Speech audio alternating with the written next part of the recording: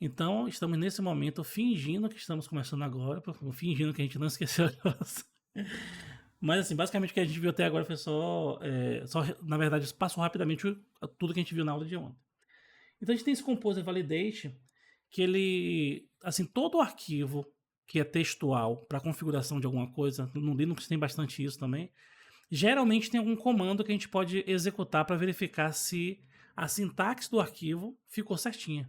Então, os arquivos do Apache tem isso, os arquivos do Nginx tem isso, do Docker também tem isso, então a gente também tem aqui no Composer. Então, se você fizer alguma alteração que pode quebrar alguma coisa, se você rodar esse comando, ele vai acusar para você ali que não está ok o arquivo, você pode voltar e fazer a correção. Aqui a gente não vai mexer nisso aqui agora. Como eu comentei, a gente não vai seguir a sequência que eu tinha bolado inicialmente, mas é para a gente poder otimizar o tempo, que eu tô com um certo receio da gente não conseguir passar tudo. Então eu vou reorganizar aqui as coisas, mas a gente vai ver tudo isso. Inclusive isso aqui faz parte do projeto, então podem ficar tranquilos. Então a gente vai pular isso aqui por enquanto, né? Aquele é um exemplo que eu ia fazer com vocês, mas eu acabei fazendo ontem o da imagem, que eu achei mais legal. Mas podia ser esse aqui também. Vamos falar aqui. A gente também tem esse cara aqui, esse cara é bem legal. Como a gente viu ali, existe a PSR1 e a PSR12, né, para poder fazer a determinação de como é o code style do nosso código, né? E esse PHP CS Fixer serve justamente para isso. Se você fizer seu código todo, me perdoe a expressão, mas todo cagado, você pode rodar um comandinho ali que ele vai e formata para você. Isso é bem legal. É como se fosse o Prettier do JavaScript, né? Então também é bem tranquilo de usar. A gente também vai usar ele, mas não agora, tá? Deixa eu pular algumas coisinhas aqui. A gente também falou ontem sobre licenciamento de software, né? Então tem que tomar cuidado porque pode dar problemas seríssimos. A gente vai mexer com banco de dados bastante, mas não agora, a gente vai pular isso aqui também. Hoje a gente vai começar a mexer com Twig, se der tempo. Eu acho que vai dar tempo sim, né? A gente, como eu comentei com vocês, né? Uma das coisas que está prevista nesse curso é a gente trabalhar também com Tailwind CSS, então a gente vai conhecer esse cara também. Mas por enquanto não, né? A gente também tem algumas bibliotecas para validação, tal, a gente vai mexer com isso. E a gente vai começar, na verdade, aqui a arquitetar nosso projeto para a gente começar a ver as coisas logo na prática mesmo, que eu acho que vai ser a melhor forma de a gente otimizar nosso tempo. Então, para fazer esse projeto que eu propus para vocês, a gente vai precisar de uma série de bibliotecas, né? E são realmente diversas bibliotecas.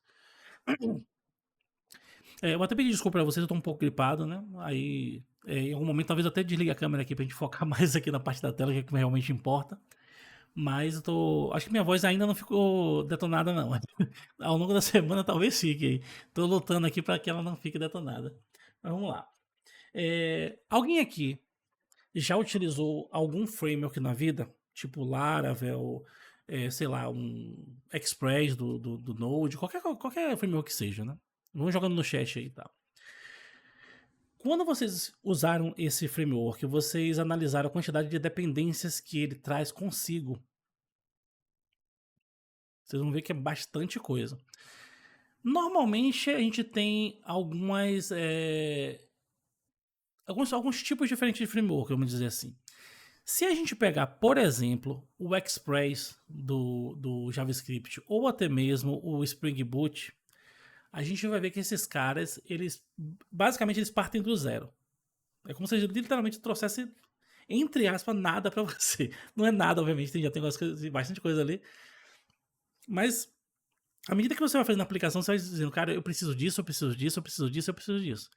Então, uma das vantagens, uma das coisas que eu acho muito legal no Spring Boot, por exemplo, é que você pode chegar lá e dizer o seguinte, cara, eu quero que alguém facilite a forma como eu trabalho com getters e setters, como eu trabalho com builder, então vou instalar aqui o Lombok, um exemplo, né? E aí você vai lá e diz, ó, no meu projeto eu quero o Lombok. Olha, eu também quero que alguém me ajude a fazer validação de dados, então vou instalar aqui o Spring Validate. Eu quero trabalhar com banco de dados, mas não é com qualquer banco de dados, é com MongoDB. Então, vou botar lá o Spring Data MongoDB. Então, eu vou colocando somente as dependências que eu quero utilizar. Isso é muito legal, porque o projetinho fica bem menor, né? Você só traz as dependências que você precisa. A mesma coisa ocorre com o Express. Ó, eu estou trabalhando com JavaScript. eu só quero isso, isso e isso. Eu vou chegar lá e vou configurar tudo que eu quero. Isso, ao mesmo tempo que é uma grande vantagem, ela se torna também uma desvantagem. No caso do Spring, acaba não sendo uma desvantagem, porque o Spring é meio como o PHP. As pessoas meio que aceitaram que não é que essa biblioteca seja a melhor, mas é a mais comum, a gente vai utilizar essa daqui. Já no JavaScript é meio que terra de ninguém, né? O cara cospe pra cima e quem pegar, pegou. Então, assim, às vezes acontece de você pegar um projeto Express e você dizer, cara, eu não tô conseguindo fluir tão bem porque eu não conheço essa ferramenta, não conheço esse frame, ou essa biblioteca, essa aqui e tal. Então isso acaba sendo um problema, né? Então a gente tem agora assim, uma outra coisa quando a gente tá falando de framework, né? Que é o micro framework, que é aquele framework muito pequenininho, ele já vem extremamente enxuto e normalmente ele é focado numa coisa específica.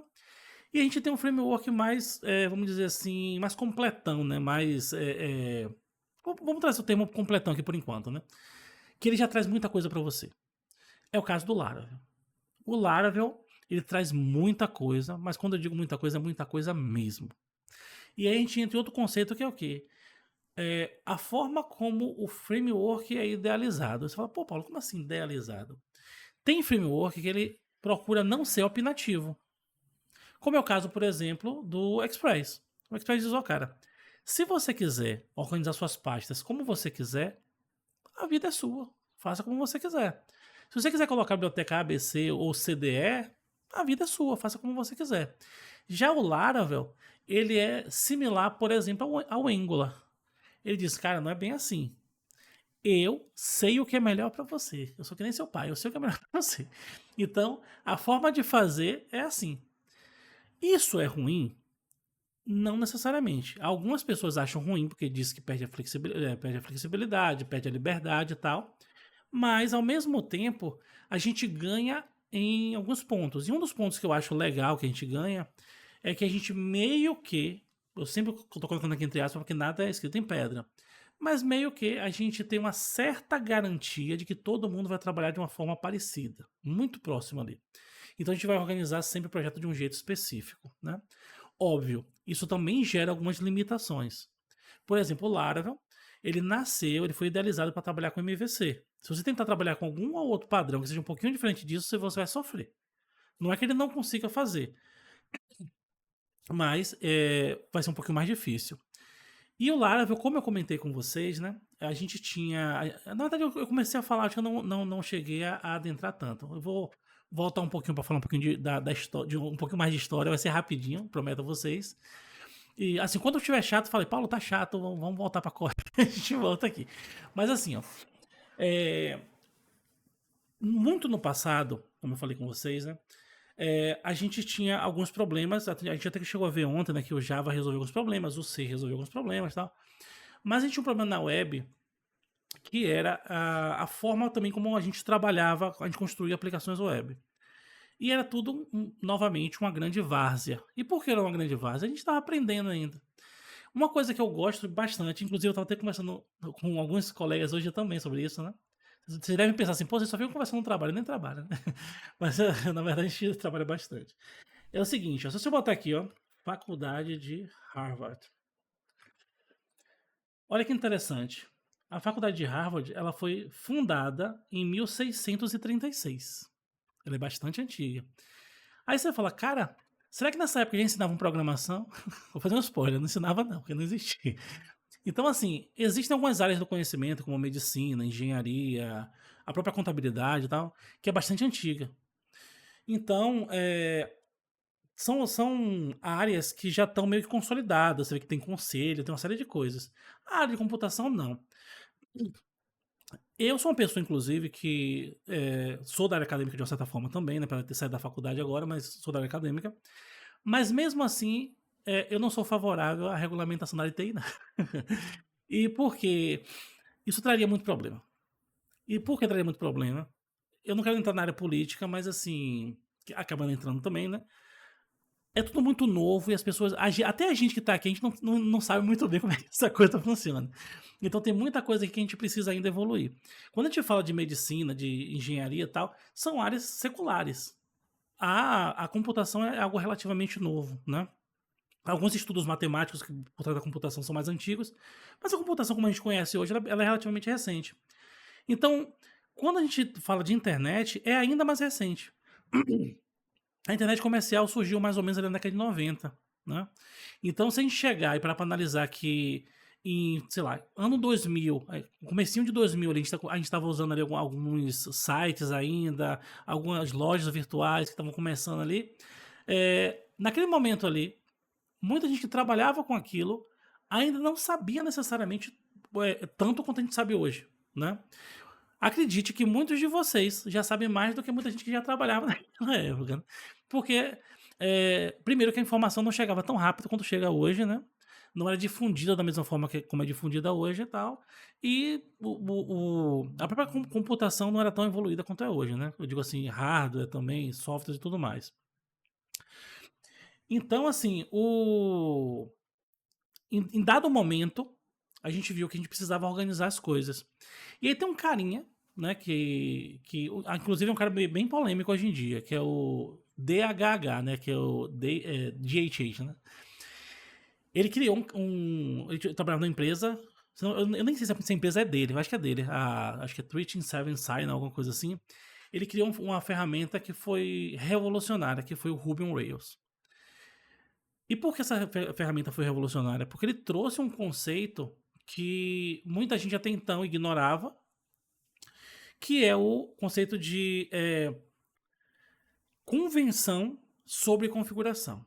Ou seja, cara, ao invés de cada um fazendo do seu jeito, ó, vamos seguir essa convenção aqui. Se você seguir essa convenção, sua vida vai ser isenta de problemas, vamos dizer assim. Mas se você quiser fazer do seu jeito, ainda assim dá. Mas você vai ter um pouquinho de trabalho, você vai ter que configurar a ferramenta inteira. Então o Ruby on Rails veio, ele não foi ele que criou, mas ajudou muito a popularizar o padrão MVC e tal, uma série de outras coisas. E aí outras ferramentas no começo torceram o nariz, mas quando viu que a comunidade abraçou, hoje em dia praticamente todos os frameworks modernos de alguma forma se inspiraram no Ruby on Rails. O Laravel se inspirou no Ruby on Rails, o Adonis, o Spring, o .NET, o Django, todo mundo se inspirou de alguma forma no Ruby on Rails, né? Por isso que eu digo que o Ruby on Rails é um divisor de águas, né? Tanto que quem já tá na internet aqui há um pouquinho mais de tempo deve lembrar de uma época lá por volta de 2010, mais ou menos, que só se falava em Ruby on Rails. Então tem uma outra coisa que inclusive eu fiz um post outro dia no LinkedIn sobre isso, até me tranquilizando vocês, sobre esse negócio de IA que vai matar o emprego, que vai fazer mesmo de coisa e tal. Que é o seguinte, de tempo em tempo sempre surge alguma coisa que vai mudar o mundo que se você não correr para aprender, você vai morrer. Sempre tem isso. E com o Ruby on Rails não foi diferente. Você tinha Ruby Conference, você tinha tudo revista ali, tudo só se falava de Ruby on Rails. Mas o hype passou. Não é que a tecnologia seja ruim, mas hoje em dia é meio que. Eu não vou dizer que ela caiu em desuso, porque ela ainda é bastante utilizada, mas ela perdeu bastante mercado, né? Mas ainda tem, obviamente, grandes empresas que utilizam, né? Se não me falha a memória, o Twitter foi feito com Ruby on Rails, mas em determinado momento migrou para Java. E eu acho que o Airbnb ainda usa o Ruby on Rails. Eu acho que o Pinterest também ainda usa o Ruby on Rails. Então, tem várias empresas que ainda utilizam. E pelo que já me falaram, parece que fora do país ele é bem mais utilizado do que aqui no Brasil, né? Mas é isso, a gente sempre vai ter essas coisas. Então a gente tem que ter esses caras em mente. Então, o Laravel ele surgiu a partir ali do Ruby on Rails, né? Se inspirou no Ruby on Rails. E uma das coisas que o Laravel fez de legal foi o seguinte. Como eu comentei acho que eu comentei com vocês aqui em algum momento, né? Que o criador do Laravel, ele utilizava o CodeIgniter. Ele se frustrou lá com o fato de o pessoal não estar aceitando o nosso PR dele, esse negócio e tal. E criou o framework dele. Só que ele teve uma sacada que foi muito interessante. Ele falou o seguinte, cara, o CodeIgniter é bem legal, bem rápido e tal, só que ele implementa tudo do zero. E eu sei que tem várias bibliotecas na internet. Por que eu vou ficar implementando tudo do zero, reinventando a roda, se eu tenho várias bibliotecas que já resolvem vários problemas?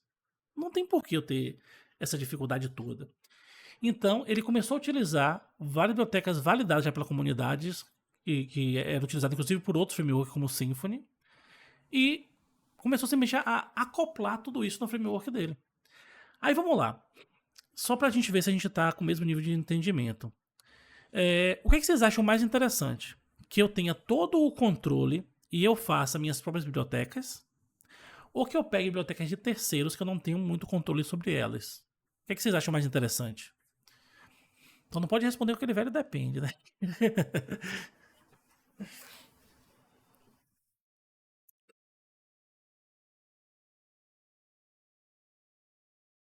Vamos lá, só para ver a opinião de vocês. E já eu trago a minha visão, né? Que não existe resposta certa e errada para isso aqui.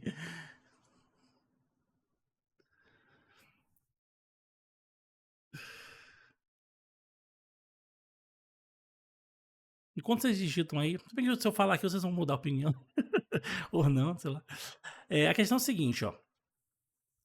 Quando você trabalha com suas próprias bibliotecas, inclusive o próprio Adriano falou uma coisa bem legal. Quando você está com suas próprias bibliotecas, toda a responsabilidade de desenvolver, atualizar, revisar a segurança, manter atualizado para a segurança, documentar, é tudo seu.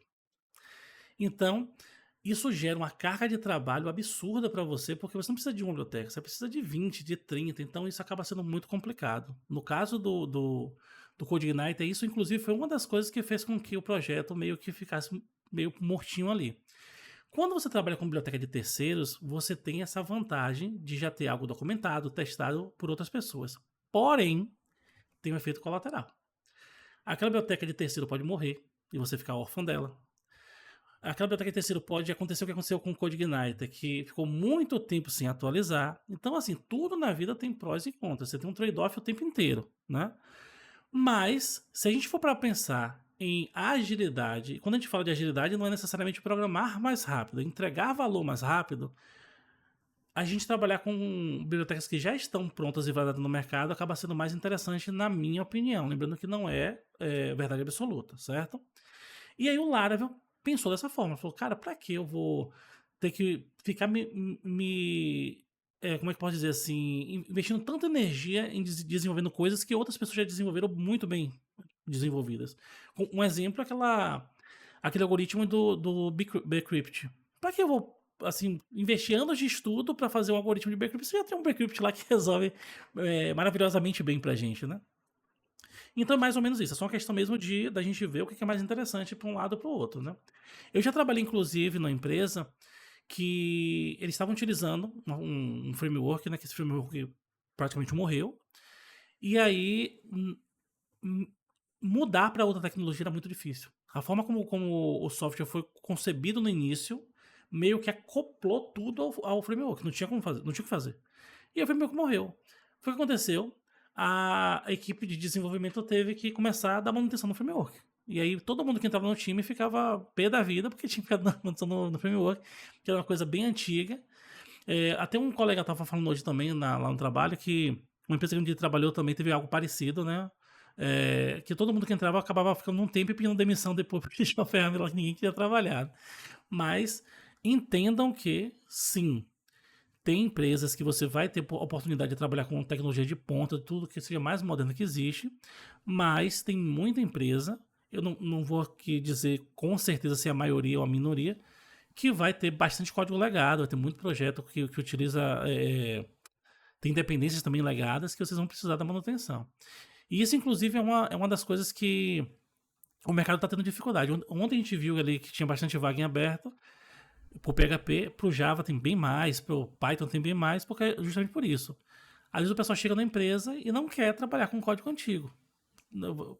Paciência, velho. Tudo na vida. Você não vai chegar como já aconteceu, inclusive, com a filha de um colega meu que era design de interiores e só queria trabalhar para milionário, sendo que ela não tinha portfólio nenhum. O cara falou assim, beleza, mas o cara vai te contratar, o cara sendo milionário, poder contratar qualquer outro designer de interior já renomado, vai contratar você? Tem que começar com um projeto mais simples, né? Mas beleza. Então aqui a gente tem algumas bibliotecas que a gente vai utilizar. Uma delas é o Twig. Mas o que é esse Twig?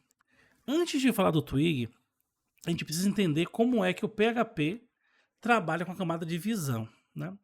E para fazer isso, a gente vai dar uma olhadinha aqui no código que ontem eu critiquei bastante, né? Que é o código do WordPress.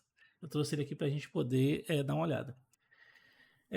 Se vocês quiserem, vocês Eu acho que não há necessidade de vocês acompanharem aí no navegador de vocês, mas se vocês quiserem, o endereço é esse aqui, github.com/wordpress.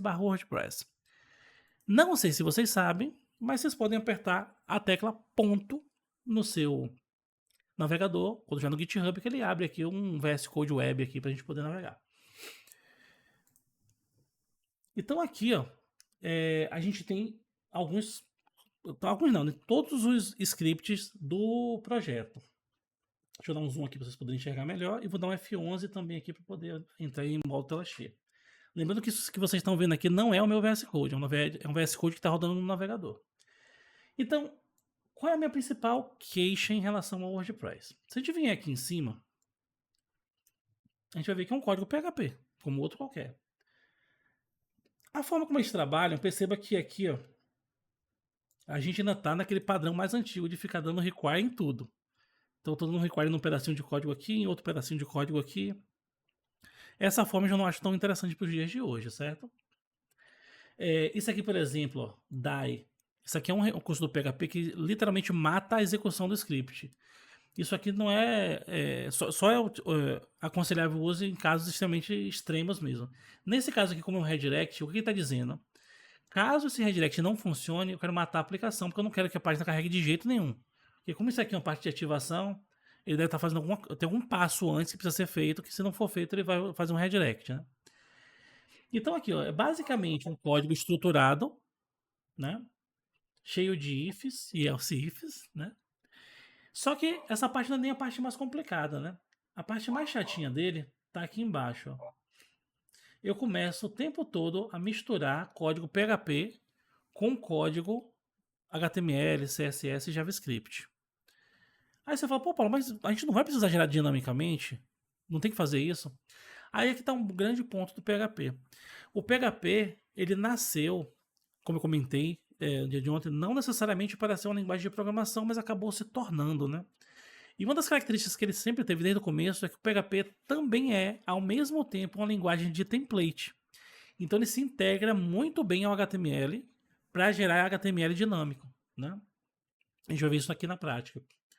Mas essa forma antiga de fazer, ela se torna muito confusa, né? Então a gente tem aqui outras coisinhas. Né?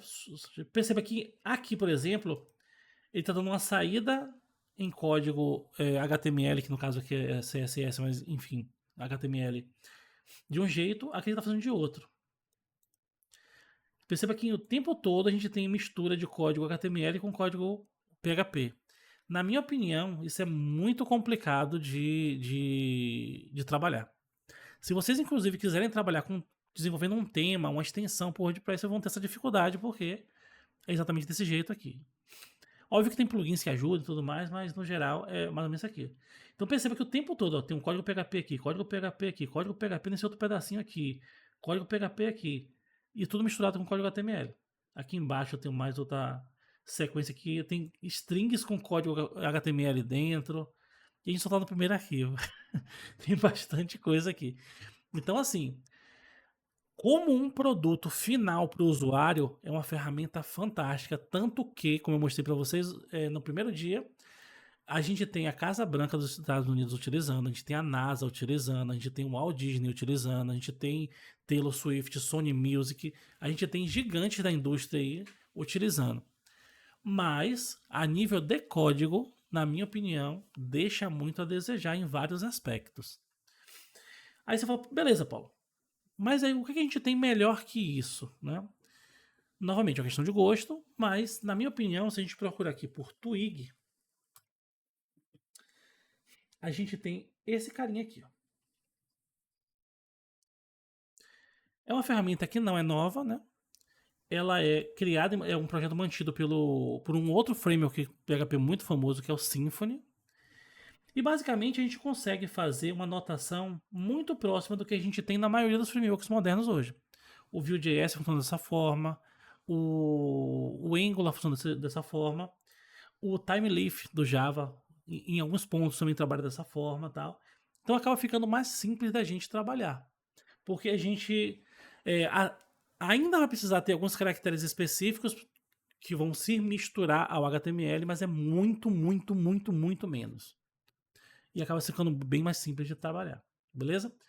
Então, a ideia do Twig é justamente isso aqui, ó. A gente poder, ao invés de fazer algo desse tipo aqui, fazer algo desse tipo aqui. Então fica bem mais simples de mexer no código quando a gente está trabalhando com HTML. E quando a gente for de fato mexer aqui, vocês vão sentir na prática essa vantagem. Isso aqui surgiu justamente para quê? Para que times de front-end não precisem ter que aprender a fundo o PHP para poder montar as telas. Eles podem montar a tela tranquilamente ali sem precisar ter esse conhecimento mais avançado. No máximo ele precisa aprender uma coisinha ou outra ali da anotação do Twig e vida que segue. Beleza? E é por isso que a gente vai instalar aqui. Eu já vou pedir para vocês fazerem isso, né? Vão aí no VS Code de vocês, na aba de extensões aqui, que é essa partezinha aqui de baixo, e procura aí, ó, por Twig Language 2, né? Twig Language 2. E já instala esse cara. Se vocês quiserem instalar os mesmos plugins que eu vou passar aqui rapidamente, mas eu acho que não há necessidade. Como eu comentei ontem, esse cara aqui é simplesmente um tema. Você pode utilizar o que vocês quiserem. Muitos de vocês gostam, inclusive, do Drácula, que é um tema bem legal. Eu acho isso aqui legal porque ele tem uma porrada, uma infinidade de temas aqui. E é muito difícil que um não te agrade, né? Tem muita coisa aqui. Então ele não é um tema só como o Drácula, ele é um pacote de temas, né? Se vocês forem trabalhar em algum momento com Docker, aí você tem esses plugins aqui da Microsoft que são bem interessantes, né? Pra gente aqui não vai fazer sentido, né? A gente tem o GitHub Copilot que a gente viu ontem. Esse cara aqui também eu acho bem legal, apesar de que não tem nada a ver com PHP, mas eu acho bem legal, que é o Live Server. Você consegue pegar uma página HTML, clicar com o botão direito e mandar ele subir um servidor ali para poder ver no navegador, e ele fica com a opção Hot Reload ativa. Então qualquer alteração que você faça no arquivo já reflete automaticamente na página. Isso aqui é bem legal. Para o PHP, eu só estou utilizando aqui basicamente esse PHP Debug e esse PHP IntelliFence. Né? Você tem o IntelliFence e o IntelliSense. Se você vier nesse PHP Extension Pack, ele já faz a instalação do PHP Debug e do IntelliSense. Então, basicamente, você só precisa instalar esse PHP Extension Pack e o IntelliFence. Né? Apesar que nem é preciso, né? Porque o IntelliFence e o IntelliSense fazem a mesma coisa, só que, como eu não lembro agora qual é o que está mais, como eu posso dizer assim, tá afetando mais a forma como eu programo aqui, é melhor que você instale dois aí. Né? Mas depois a gente pode analisar isso com mais calma. Mas provavelmente eles fazem a mesma coisa, porque até o nome é bem parecido. O de cá tem 16 milhões de downloads e o de cá tem, cadê aqui? 5 milhões 610. Então o de cá é mais popular, tanto que tá ali com carinha. Mas como o de cá já veio no pacote, eu instalei esse outro aqui, anexo. Né? Isso aqui não precisa instalar, né? Eu uso aqui porque às vezes o pessoal lá do trabalho gosta bastante de utilizar To-Do para avisar a gente de coisas que precisa fazer, então tem esse carinha aqui. O VS Code Icons, eu gosto bastante dele, apesar de não ser obrigatório, porque os ícones que vêm por padrão aqui no VS Code são bem ruinzinhos. Aí esse cara aqui ajuda a deixar mais legal. E o view oficial a gente não vai utilizar nesse treinamento, então não precisa instalar. Eu não sei se vocês sabem disso, mas vocês podem também vir aqui em cima, vir em, cadê aqui, File, e você tem a opção aqui, ó, Preference, Profiles. Se você vier aqui, perceba que eu estou no meu Profile Default. O VS Code permite que eu crie outros profiles. Então, se você é um cara que trabalha com front-end, com PHP, com Python, com JavaScript, você pode fazer um profile para JavaScript, outro para PHP, outro para Python. Por que isso é interessante? Porque quando você enche seu VS Code de plugins, ele fica pesado. Outro dia mesmo um colega meu chegou e estava falando, pô, Paulo, meu VS Code tá super lento aqui, tal. Toda vez que eu vou fazer uma coisa fica demorando eternidade. Aí eu falei, cara, abre a parte de plugins aí. Eu não tô exagerando. Tinha mais de 100 plugins. Eu falei, cara, por que tudo isso? Ele, velho, na realidade, que como fica sincronizado na minha conta, tem coisa aqui desde a época da faculdade. Eu ia fazendo meu mundo de curso, meu mundo de coisa e instalando coisa. E ele não sabia que ficava pesado. Como o computador dele de casa era muito bom, ele nunca sentiu esse peso. Quando ele chegou no trabalho, que é um computador um pouquinho mais modesto que o dele de casa, aí ele começou a sentir. Aí a gente fez uma limpeza lá e resolveu. Então, quando você cria perfis, você pode instalar plugins só para aquele perfil. Então, acaba que a carga de peso ali dos plugins acaba sendo divididas. Então, se você está trabalhando com PHP, não tem por que um plugin de Python tá pesando no seu projeto. Se você trabalha com Node, não tem por que um plugin de Java tá pesando no seu projeto. Então, vocês podem criar vários profiles aqui, é bem legal. Mas show de bola, vamos voltar aqui para o nosso slide. Então, a gente vai utilizar o Twig. Todo mundo conseguiu entender o que é o Twig aqui? Vai falando aí, que é só para a gente seguir. A gente também tem um carinha chamado Doctrine.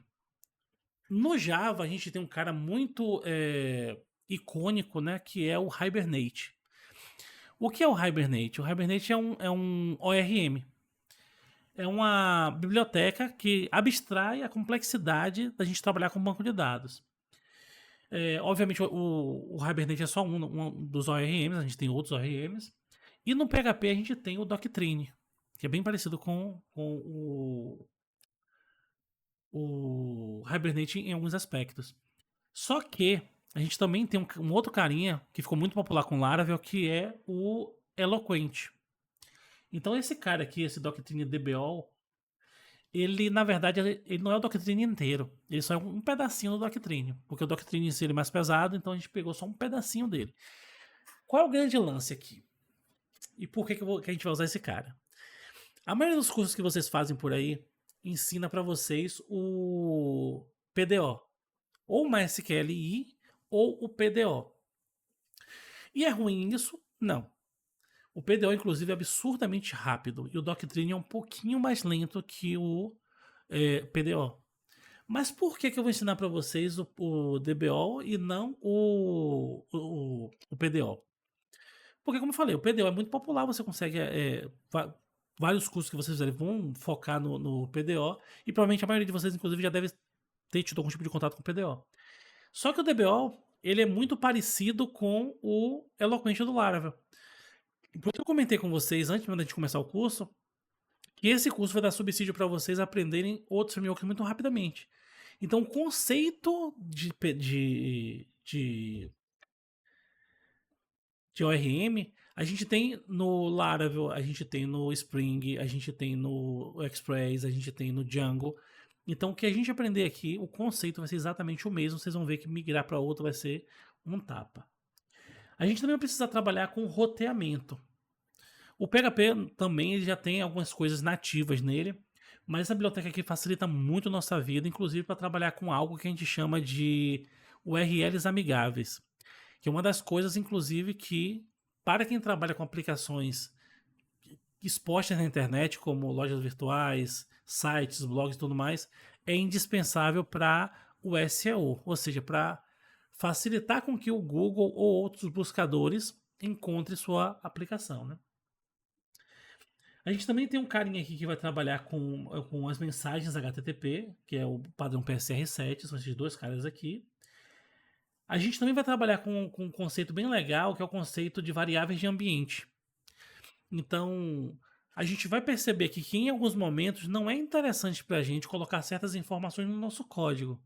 Então, esse PDO, ou esse PHP.env vai facilitar muito a nossa vida.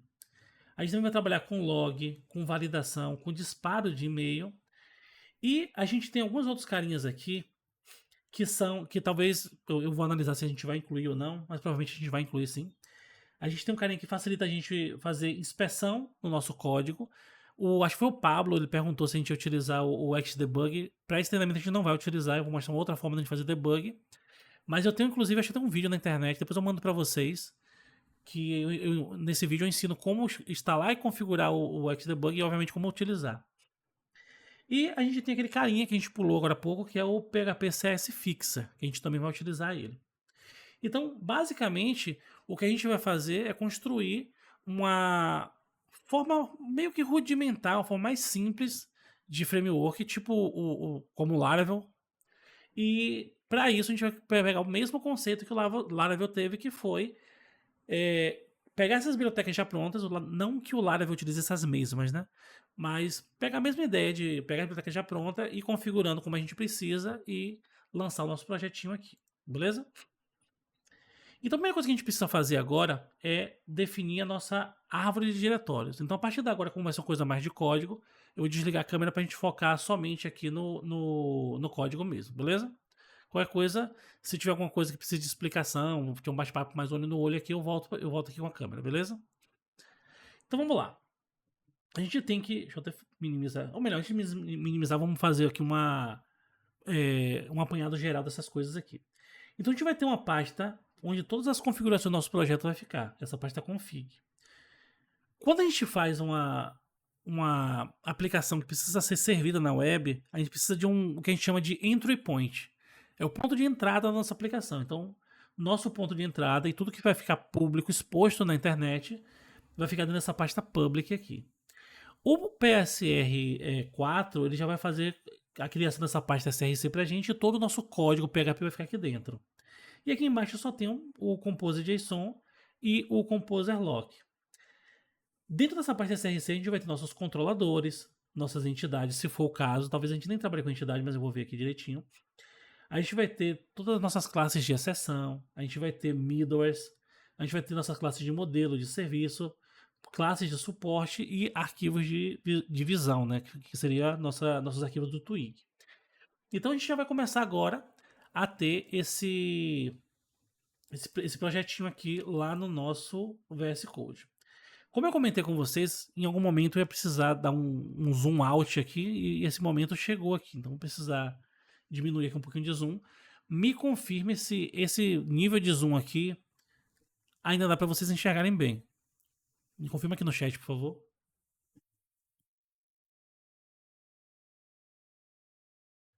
Beleza. Então vamos lá. Deixa eu chegar aqui só para poder ganhar um pouquinho de espaço. Então, aqui, tudo que a gente fez até agora pra gente se tornou obsoleto, né? Então eu vou criar até um novo projeto aqui, ó. Deixa eu ver aqui, Open Folder. A gente já tinha aqui a pasta exemplos. A gente vai criar uma que vai ser o nome de nossa aplicação. Nossa aplicação vai se chamar Beauty Book App. Beleza? Então, selecionei a pasta aqui e ele criou um projeto em branco aqui para mim, ó, Beauty Book App. Então, vamos seguindo aí. Pablo, a gente vai explicar, na verdade, no momento que a gente for utilizando. Acho que vai ficar até mais fácil e mais claro para vocês irem acompanhando, né? Então, beleza. O que a gente vai precisar fazer aqui é o seguinte. Vamos abrir o terminal integrado aqui. O terminal integrado já abriu dentro da pasta Beauty Book App. E aqui a gente vai fazer a mesma coisa que a gente fez ontem. npm o quê? Composer init. Então ele está perguntando ali qual é o nome do projeto. Ele está sugerindo que vai ser Paulo Beauty Book App. Não tem problema, vou deixar assim. Descrição, não vou botar nada. O autor vou deixar o Paulo mesmo. Não vou colocar também versão. Vou dizer que isso aqui é um... Deixa em branco, isso aqui é irrelevante para a gente nesse momento. Vou deixar também sem licença nenhuma. E vou dizer que, por enquanto, eu não quero instalar nenhum tipo de dependência, nem de desenvolvimento, nem de produção mesmo, né? Aqui está perguntando se ele pode utilizar o SRC como padrão. Vou aceitar e vou aceitar de novo. Então, show de bola. A gente já viu aqui e já criou nosso projeto, beleza? Tem uma outra coisa que eu queria mostrar para vocês aqui.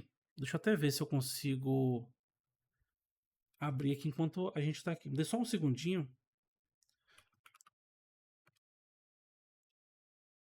Se for o caso, eu mostro para vocês amanhã. Eu mostro para vocês amanhã para a gente poder não perder tempo abrindo coisa aqui que não estava projetada aqui para a aula de hoje. Então, beleza, já tenho aqui o meu. Como é que se diz? O meu arcabouço inicial aqui. O que eu preciso fazer? Definir a minha árvore de diretório, certo? Então a gente viu ali que a gente, no mesmo nível hierárquico da aplicação, a gente precisa de uma pastinha de configuração. Então, vou criar uma pasta config. Vou também criar uma outra pasta que é a pasta public. Então essas duas pastas têm que ficar no mesmo nível hierárquico aqui da aplicação. Adriano pediu para refazer o passo a passo dessa pasta. Eu não entendi exatamente qual foi a sua dúvida, Adriano. Explica melhor aí. Eu vou seguindo aqui, qualquer coisa a gente volta, certo? Então, assim, a gente tem aqui a pasta config, a pasta public e a pasta src. Perceba que ele já criou a pasta vendor para mim, que essa pasta não vai ser versionada, mas beleza. E dentro de src, a gente vai precisar criar algumas pastinhas aqui. Uma dessas pastas é a pasta controllers. Ah, tá. Depois que a gente fez o Beautybook App, você vai precisar rodar no seu terminal o Composer init. Eu joguei o código aqui no chat para você, beleza? E você simplesmente só aceitando as coisas ali do jeito que veio ali.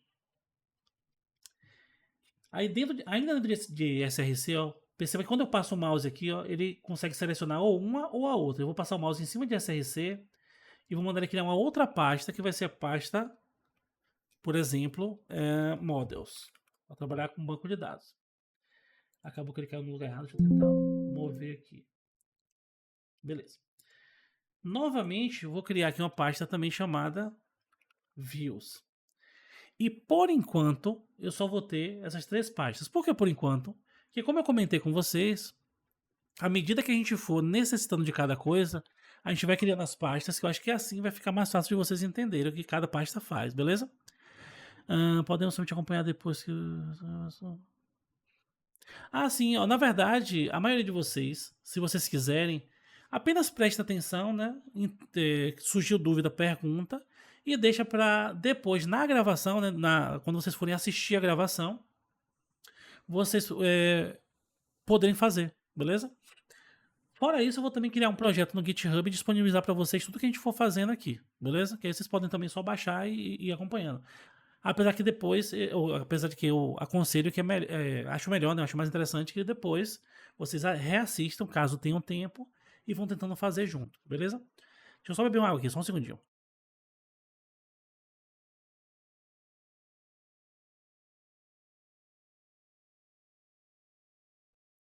Beleza, vamos lá.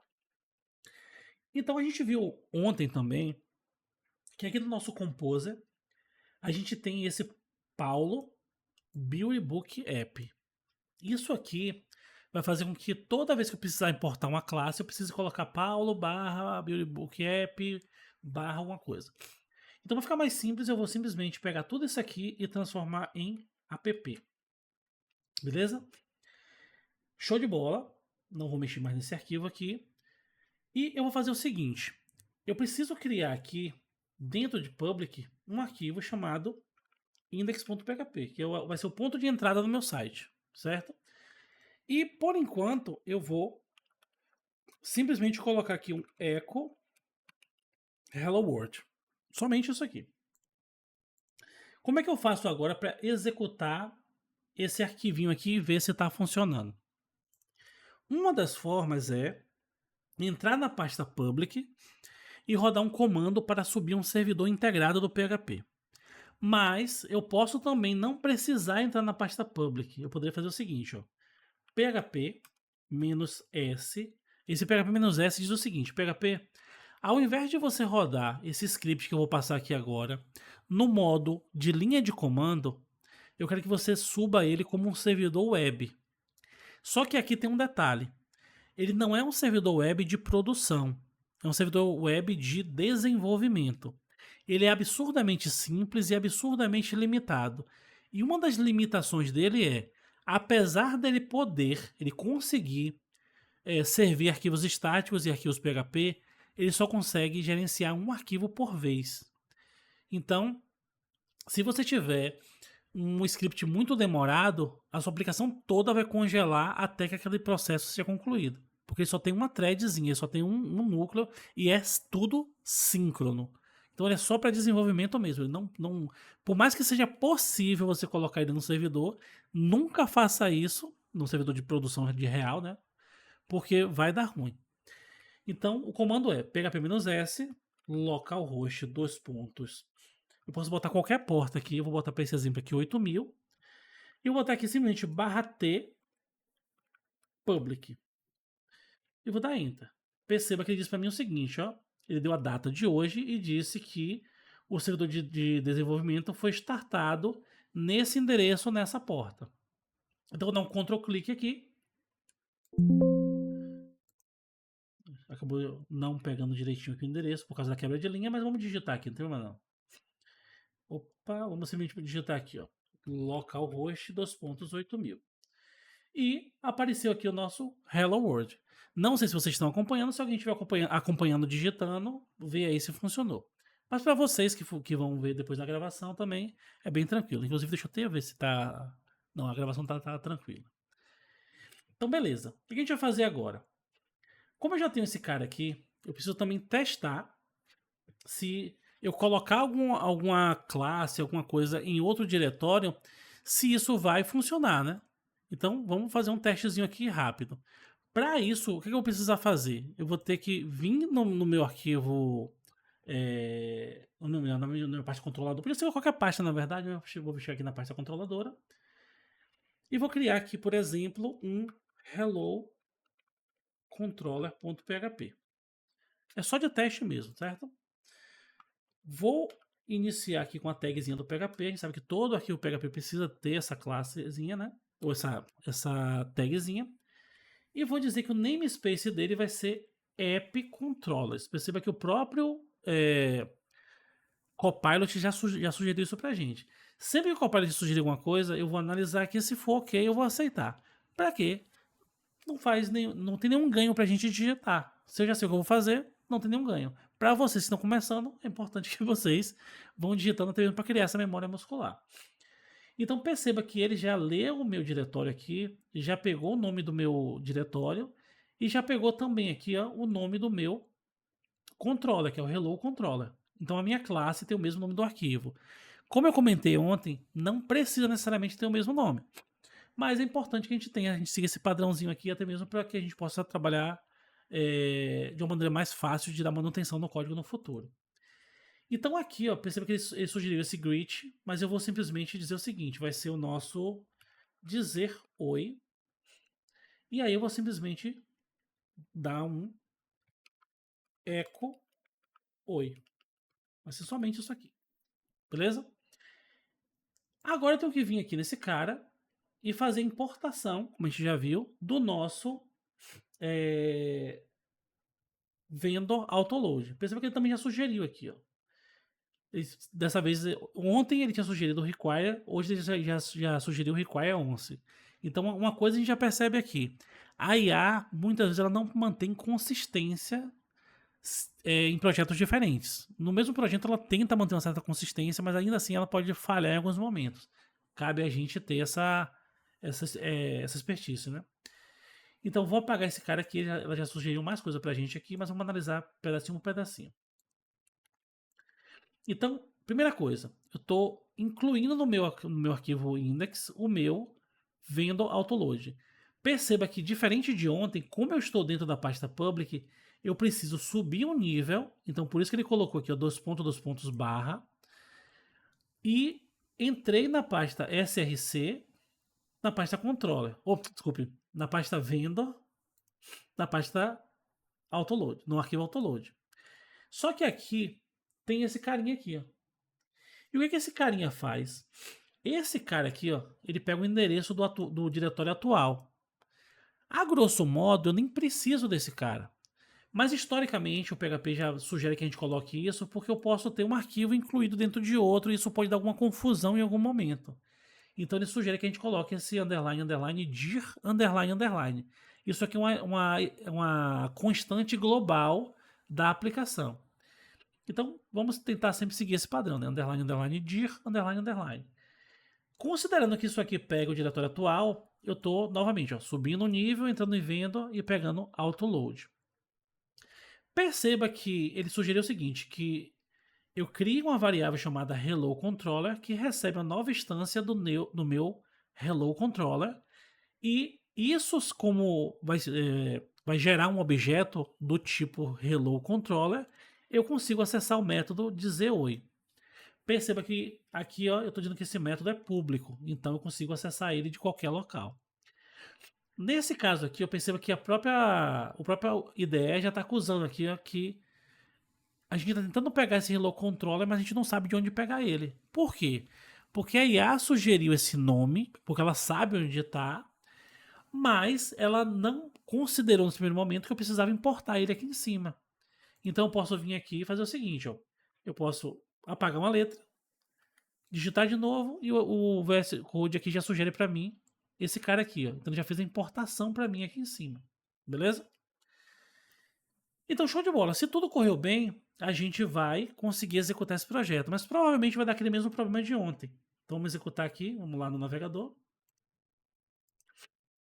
Perceba que ele deu aquele mesmo problema de ontem, né? Ele não conseguiu encontrar a classe por causa do autoload. Por quê? Porque quando a gente executou o autoload, a gente estava com aquele. Ou melhor, quando a gente executou o, o init do Composer, né? A gente estava com aquele endereço antigo e a gente atualizou aqui para app. Então a gente precisa fazer a nossa correção para ele poder enxergar as classes no novo caminho, né? Então vamos novamente fazer o quê? Composer dump tracinho autoload, tudo junto. Já corrigiu tudo. Vamos limpar aqui e executar novamente o nosso php-s localhost 2.8000 -t public. Vamos voltar no navegador. E agora o nosso oi está ok. Aí você fala, beleza, Paulo, esse oi está vindo de onde? Perceba que eu estou invocando esse cara aqui. Eu perceba que, por padrão, os navegadores de internet eles têm uma configuração para sempre procurar um arquivo index, mesmo que você não informe nada. Mas eu poderia vir aqui e dizer o seguinte, cara, eu quero chamar o arquivo index.php. Perceba que continua funcionando. Então eu estou batendo nesse arquivo index.php e ele, por meio do autoload, está invocando esse cara e executando esse método aqui. Beleza? Até aqui tá tranquilo, pessoal?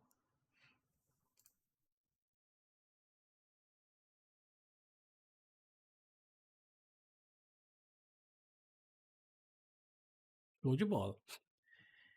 Então vamos fazer o seguinte. Eu tenho uma aplicaçãozinha aqui, ou melhor, eu tenho aqui um repositóriozinho. Deixa eu ver se eu pego aqui para vocês. Rapidinho, para que a gente possa dar sequência.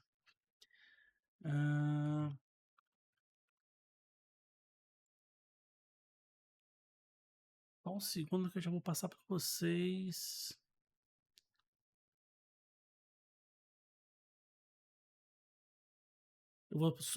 É um repositório aqui do GitHub, mas ele está privado. Deixa eu só transformar ele em público aqui para liberar para vocês. Só um segundinho.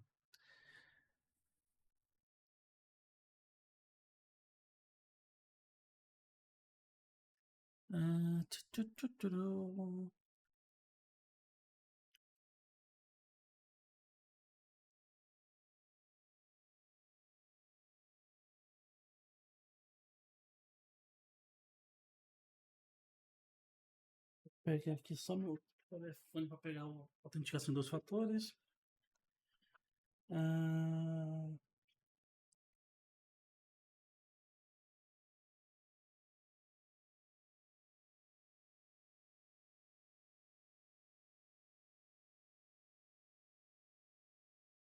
Prontinho, acho que já foi.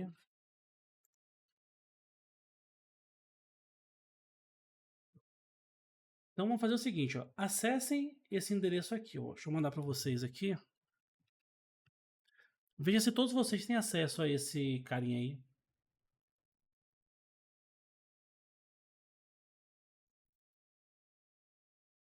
Vão me confirmando aí.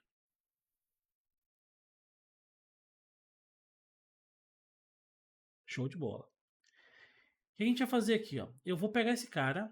A gente pode clonar ele, mas nesse caso aqui eu vou fazer da maneira mais rudimentar possível. Eu vou simplesmente baixar o zip mesmo.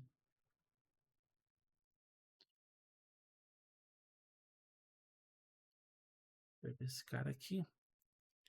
Descompactar ele.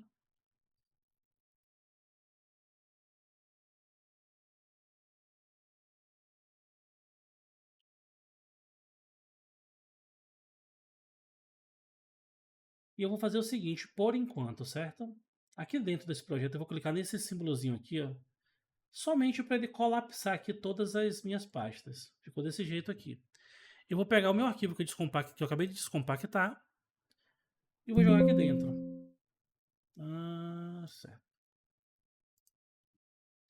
Então ficou o meu Beautybook App e ficou o meu Beautybook Front Master. Dentro desse Front Master já tem meus arquivos aqui certinho. Não precisa necessariamente vocês fazerem a mesma coisa que eu. Estou fazendo aqui para que vocês possam enxergar. Então, se eu vier aqui no meu arquivo index.html, lembrando que eles estão em locais diferentes. Ó. Aqui está uma coisa, aqui está outra, certo? Então, se eu vier aqui, ó, eu posso vir aqui no meu index e mandar ele abrir no Live Server. E ele abriu aqui nossa aplicação, que é a aplicação que a gente vai construir.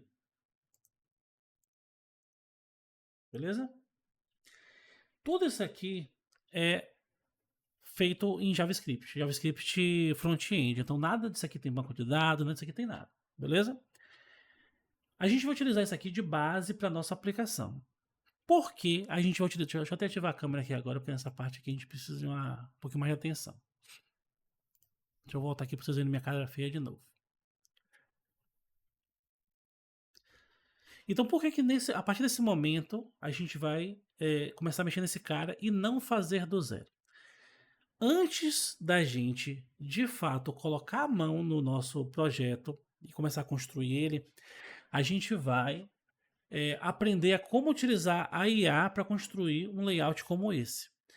Mas como eu falei com vocês, a IA não mantém consistência. Então, como ela não mantém consistência, não tem como eu ter certeza absoluta que mesmo que eu use o mesmo prompt que vocês, o resultado vai ser o mesmo. Já vou fazendo spoiler, não será o mesmo. Então, para evitar isso, o que eu vou fazer? Eu vou ensinar vocês a como fazer o pedido para que ela monte o layout, mas para que a gente mantenha a consistência, todos vocês vão utilizar esse mesmo layout quando a gente for construir a aplicação. Ou seja, com isso vocês vão aprender a pedir para fazer o layout e, de quebra, a gente também vai ter aqui uma consistência nas nossas aulas. Beleza? Entendido? Joga no chat se alguém tiver alguma dúvida.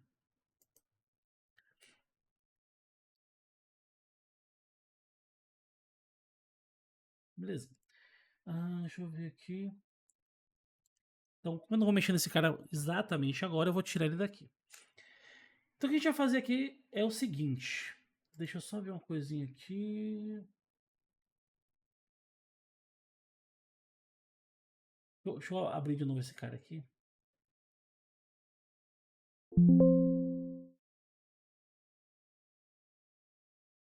Beleza. Então, show de bola. Eu reabri ele, só que ele bugou aqui mais ou menos como é que estava o nosso workspace, né? Então, só para ficar mais organizado. Então, o que a gente vai fazer aqui? Ó? Antes de fazer a criação do nosso repositório Git, o que é uma coisa, inclusive, que eu aconselho para vocês, já comecem fazendo seus projetos, iniciando um repositório Git. Eu vou criar mais um arquivinho aqui, ó. Ó, perceba que ele sugeriu dentro de controle. Eu não quero aqui dentro, eu cancelei dando ESC. Vou clicar aqui fora, perceba que agora ficou uma linha aqui, eu contornando tudo, indicando que é essa pasta que está selecionada. Vou clicar aqui e vou criar um arquivo chamado .git ignore. Perceba que ele já ficou aqui ó, com o símbolozinho do Git. E o que eu vou fazer aqui? Eu vou dizer, cara, eu quero ignorar a pasta .vendor. Se vocês quiserem, uma coisa que vocês podem fazer também é o seguinte, vocês podem vir na internet aqui ó, e procurar aqui, ó, exemplo de Git ignore. Se você vier aqui, você pode também pedir para IA fazer, né? Mas só a nível de exemplo, você pode vir aqui, ó. Cadê? Não. E... Tinha uns exemplos no GitHub aqui. Vou botar GitHub aqui.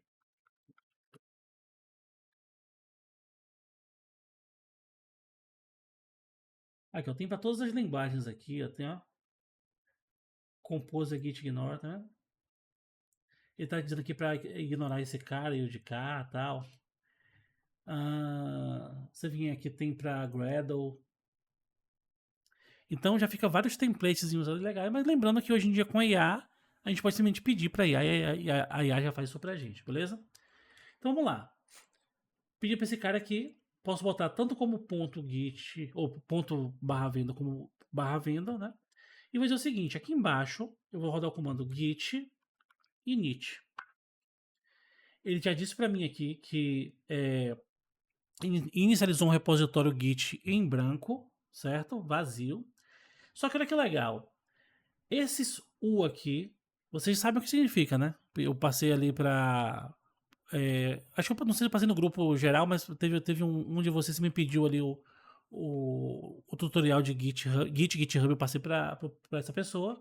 E os demais que já tem algum tipo de conhecimento. Então, isso aqui significa que o arquivo ainda não está sendo versionado, vamos dizer assim. Ele não está traqueado, ele não tá sendo rastreado pelo Git. Mas perceba que a pasta venda ela já ficou acinzentada, meio esmaecida. E por que isso aconteceu? Simplesmente porque o VS Code ele coloca uma coloração diferente para a gente saber que aquele arquivo não está sendo monitorado pelo Git. Ele não vai ser de forma alguma. Ele está sendo ignorado pelo Git, né? Vamos falar assim. Então, beleza, vim aqui.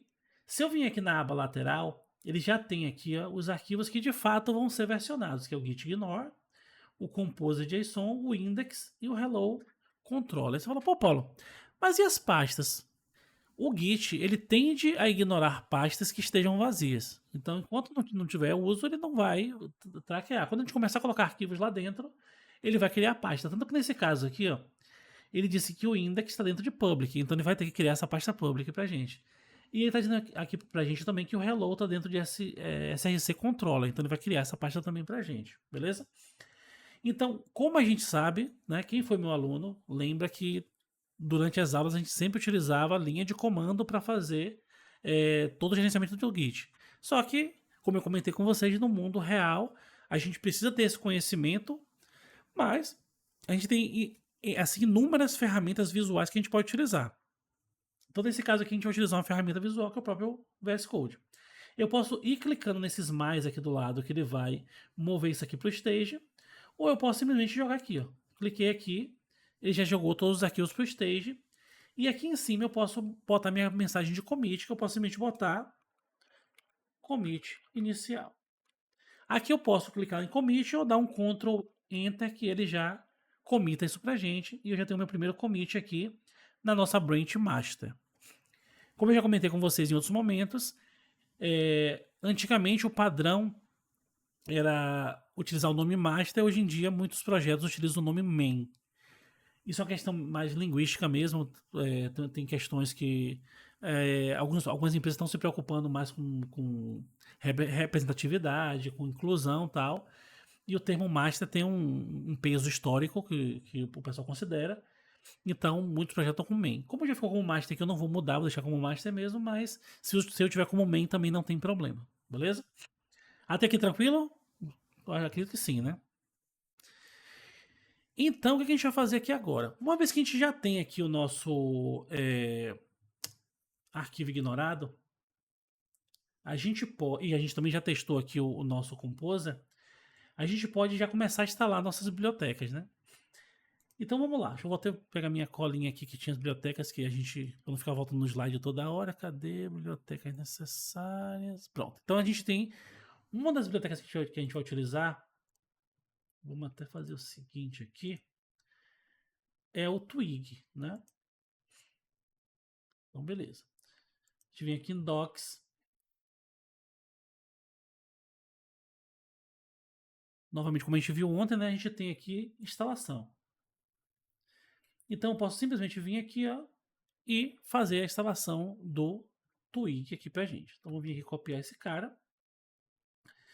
Vou vir aqui no meu, como é que se diz? No meu terminal integrado. E vou rodar esse comandinho aqui. Perceba que eu versionei antes de instalar a biblioteca. Se eu quisesse, eu poderia fazer o seguinte. Isso, inclusive, é uma boa prática quando vocês estiverem desenvolvendo alguma coisa. Perceba que eu estou na master. Quando a gente está estudando programação, está começando, a gente tende a comitar tudo na master. Só que quando a gente está trabalhando numa empresa privada, numa empresa pública, em qualquer lugar, em um time como um todo, a gente tem que se preocupar com como a gente vai organizar o nosso Git, né? Então, uma das coisas que a gente pode fazer aqui é o seguinte, eu posso clicar aqui do lado e dizer o seguinte, cara, eu quero criar uma, cadê aqui, uma nova branch, então posso vir aqui, branch, create branch, e a partir da branch atual eu vou criar uma nova branch, ou seja, essa nova branch vai ter tudo que já tem na atual e tudo que eu colocar nela. Isso daria a mesma coisa de eu digitar lá, por exemplo, git checkout -b e tal. Então eu vou vir aqui, ó, se você já está acostumado com linha de comando, vocês podem fazer pela linha de comando, se quiser fazer pela interface gráfica, você tem esse facilitador. Então eu vou criar uma nova branch, e o nome dessa branch vai ser, por exemplo, apesar de não ser uma feature, mas eu vou botar aqui, ó, feature barra dependências. Dependências. Beleza? Então ele criou pra gente aqui, ó, a feature dependências. Então tudo que eu fizer aqui só existe aqui dentro. Então posso vir aqui agora e colar esse cara. Vamos executar. Perceba que ele atualizou o nosso arquivo composer.json e o nosso composer lock. E se a gente entrar aqui, a gente vai ver agora aqui, ó, ele colocou aqui, ó, o require estava vazio e agora ele está com o Twig na versão 3.0, beleza? Se a gente vir aqui na pasta venda, a gente vai ver que ele instalou aqui o Symfony e o Twig, porque o Twig faz parte do Symfony, então tem algumas dependências comuns ali, beleza? Então, outra coisa que a gente vai fazer a instalação é o Doctrine DBAL, né? Então vamos fazer o seguinte, vamos vir aqui também e procurar aqui pelo Doctrine DBAL. Então posso vir aqui, esse projeto aqui, né? Tem aqui a documentação também desse cara. E a gente vai procurar também a abinha de instalação, né? Então aqui introdução, vamos dar uma olhada.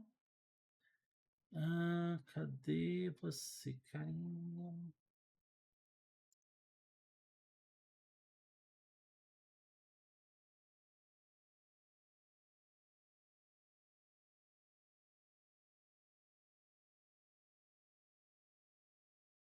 Aqui. Logo aqui em cima eu tenho esse carinha aqui, ó. Vou pegar ele, vou vir aqui no meu terminal novamente e vou fazer a instalação. Normalmente, a gente tende a comitar cada biblioteca dessa para uma não conflitar a outra. Mas como a gente está começando agora, vamos jogar tudo junto aqui. Não chega a ser um grande problema, mas o ideal é que eu comitasse. Eu poderia vir aqui, ó. Ou então vou até fazer esse commit para vocês se acostumarem já com isso, né? Posso vir aqui e jogar os dois e dizer o seguinte, ó. Perceba que eu não executei o outro ainda, né? Por exemplo, ó, instala o Twig. Beleza. Vou executar aqui agora, porque se der algum conflito, algum erro, eu posso simplesmente voltar atrás, né? Apesar que a gente nem está testando, né? Mas só para vocês verem, né? Então, se a gente vier aqui no JSON, a gente também tem o Doctrine DBAL. Então, show de bola. Vou vir aqui, ó. Joguei os dois cá para cima. E vou vir aqui, ó. Instala o Doctrine. Ctrl Enter também. O próximo cara que a gente vai instalar é o League Route. Então, se a gente vier lá naquele PHP League que a gente viu no primeiro dia, ou foi ontem, na verdade, a gente vai ver que tem esse cara aqui. E uma das dependências que tem aqui é esse cara aqui, ó, que é o Route. Esse cara aqui, quem já utiliza Laravel ou outro framework parecido, vocês vão ver que a forma como ele trabalha com rotas é absurdamente idêntica, né? Até porque é uma especificação do PHP. Então a gente vai utilizar esse cara justamente para poder ter essa mesma experiência e não precisar se preocupar em implementar isso do zero. Então, novamente, eu vou vir aqui em Get Started. Eu tenho aqui uma versão não estável, uma versão mais antiga, uma legacy. A gente vai pegar a versão atual, que é a versão estável da biblioteca, né? Então, a versão 5x, né? Vou vir aqui em instalação e ele diz o seguinte, cara, você só precisa rodar esse comandinho aqui. Então, vamos lá de novo. E eu vou executar isso aqui.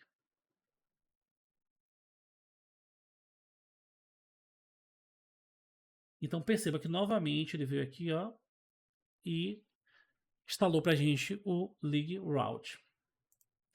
Antes de mais nada, você pode estar pensando assim, Paulo, esse processo é muito chato. De fato é, Mas entenda o seguinte, eu estou fazendo isso para que vocês entendam como a gente precisa pensar quando a gente está construindo um framework, quando a gente está construindo uma aplicação do zero. Se vocês falarem, cara, eu opto por utilizar o Laravel, o Symfony, vocês não vão precisar fazer nada disso, porque ele já traz tudo, já traz para você tudo instalado. Se fosse, por exemplo, no Spring Boot, você tem uma aplicação visual ali, web, que você pode selecionar as coisas que você quer. Aqui eu estou fazendo isso dessa maneira para que vocês possam ver passo a passo como fazer isso. E lembre-se que isso aqui só precisa ser feito uma única vez no começo do projeto, depois vocês não precisam mais se preocupar com isso, beleza? Então ele instalou aqui para a gente agora o nosso route. Então, instala o League Route. Vamos lá de novo. Ainda no route a gente tem algumas coisinhas aqui que a gente pode instalar que está aqui dentro também, que é o nosso lâminas de actors. Esse cara aqui, ó. A gente pode instalar esse cara aqui. Depois eu vou, como eu falei, eu vou disponibilizar para vocês aqui o Composer já todo certinho. Então não se preocupem tanto com isso. Mas se vocês quiserem ir acompanhando, eu já posso jogar aqui para vocês também, né? Cadê o nosso chatzinho? Esse cara também. E a gente também tem esse outro carinha aqui, ó. Cadê? Vamos só. Acho que como os dois são meio que em conjunto, eu vou deixar para fazer um commit só. Que é esse outro cara aqui, ó. Ele faz parte do mesmo projeto, né? Que é esse cara aqui. Vocês vão ver depois que quando a gente estiver dando uma olhada ali na documentação do route, ele vai inclusive fazer referência a esses caras aqui. Eu só tô pegando aqui porque como eu tenho anotação aqui para poder agilizar um pouquinho pra gente. Então executar aqui também. Já fiz a instalação dos dois aqui. Então, instala o lâminas de Actoros. Beleza? Por enquanto a gente não vai utilizar esse cara, mas eu já vou deixar instalado também para poder a gente não ter problemas no futuro, que é o vlucas php.inv. Esse cara é bem legal também. Então vamos pegar esse cara aqui, ó, e jogar aqui.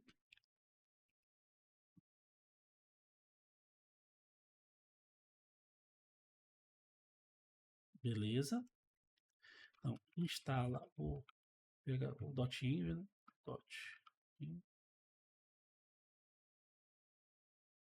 Vamos aqui também pegar o monolog para trabalhar com log.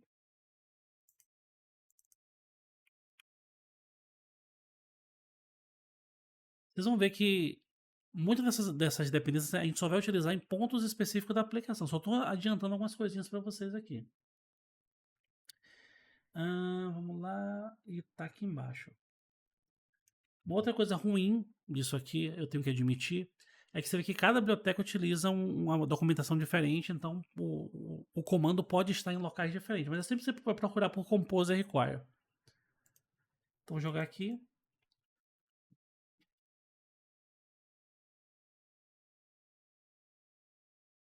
Também vamos vir aqui, ó. Instala o monolog. A gente vai precisar também, em pontos muito específicos lá na frente, de um carinha chamado Respect Validation, que também faz parte do. Quer dizer, ele fazia parte do PHP League, mas foi movido para outro projeto. Mas a gente tem esse carinha aqui, ó.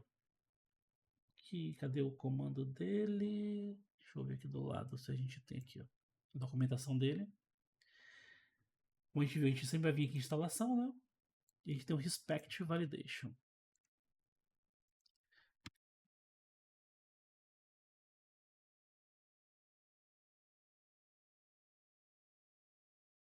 Então, instala o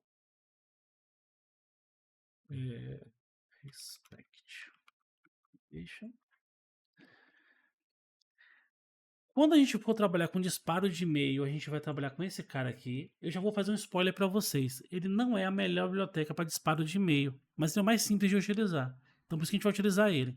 Mas se vocês olharem, por exemplo, o Laravel utilizar outra biblioteca, que não é nenhum bicho de sete cabeças, mas isso aqui é bem mais simples, né? E esse cara ele existe há trocentos anos, muitos anos mesmo, mas é um projeto extremamente popular. Você vê que tem quase 10 mil forks, 22 mil estrelas. Então é um cara que é muito utilizado, né? Quando eu digo que o outro é melhor, não quer dizer que. Se eu fosse fazer uma comparação, seria o seguinte: o outro é como se fosse uma Lamborghini e esse aqui é como se fosse um Audi R3, sei lá, um Audi não sei das quantas aí. Então ambos são absurdamente rápidos, o outro é bem mais rápido, só que você só precisa de um Celta. O exemplo seria esse, né? Então ambos vão te entregar mais do que de fato você precisa. Então vamos lá, pegar esse cara aqui. Perceba que a gente pode pegar isso aqui, jogar no Compose JSON e rodar um install, ou a gente pode simplesmente rodar isso aqui, que é o que a gente já está vindo fazendo, né? Então vamos colar aqui também.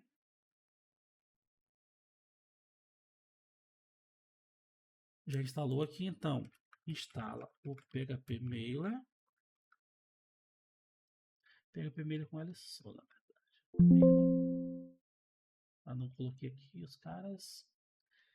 Beleza. E os outros caras aqui que a gente vai utilizar é somente para depuração. Então esse cara aqui, que é o Vardamper, por exemplo. Opa, vamos lá. Ele faz parte do projeto do Symfony, né, do framework Symfony. E esse cara, diferente dos outros, ele não tem por que ir para a web. Então a gente não precisa instalar ele como uma dependência normal. A gente pode instalar ele como uma dependência de desenvolvimento. Acho que o site não está abrindo. Deixa eu tentar esse outro endereço aqui. Ele está mandando para documentação de qualquer forma. Se ele vai abrir para a gente. Pronto, abriu. Então a gente pode instalar esse cara aqui, né?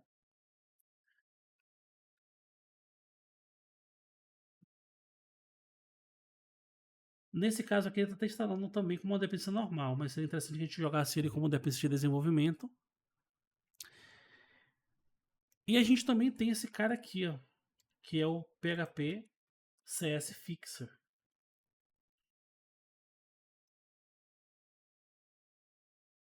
Perceba que esse aqui, ó, esse sim colocou aqui, ó, como sendo uma dependência de desenvolvimento, que ele colocou essa flagzinha "-dev".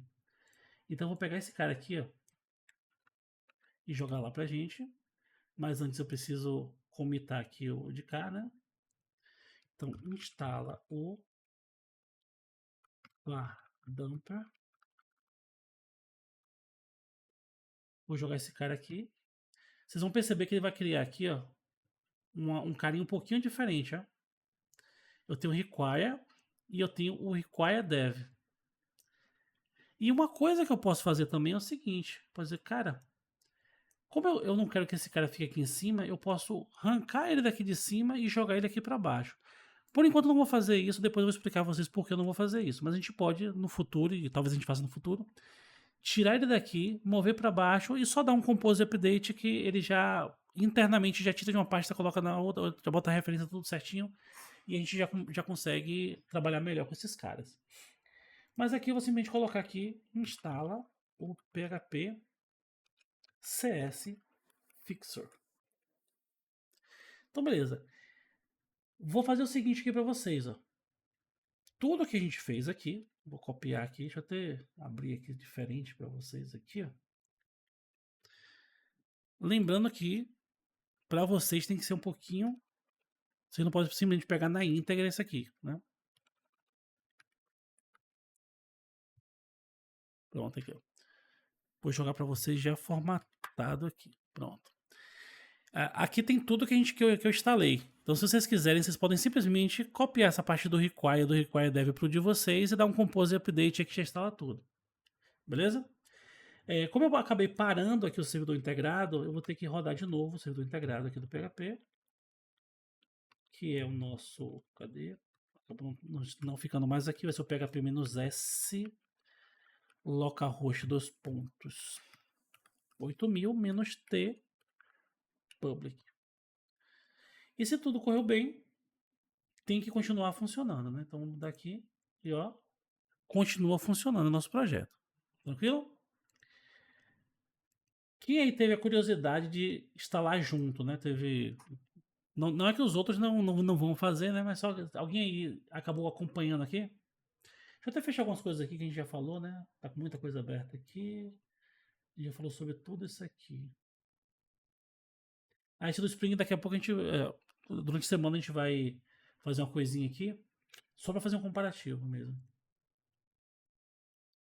Pra gente entender uma característica específica do PHP. Então pronto, ficou só esse carinha aqui. Pronto, quem não conseguiu acompanhar, como eu falei, é só vir aqui, copiar esses caras aqui, ó. Deixa eu até trazer para cá, que fica mais fácil. Só copiar esses caras aqui, ó. O require dev e o require normal, né? Jogar no seu lá e a gente ir rodar o compose e update, beleza? Mas show de bola, vamos seguindo aqui, que tem muita coisa pra gente ver ainda. O que a gente vai fazer agora? A gente já definiu o nosso arquivo de rotas, né? Ou melhor, a nossa biblioteca de rotas. Agora a gente precisa configurar ela, né? Como é que a gente pode fazer essa configuração? A gente pode simplesmente vir aqui, ó. Deixa eu voltar aqui no nosso projeto. E vamos também lá visitar o nosso router, né?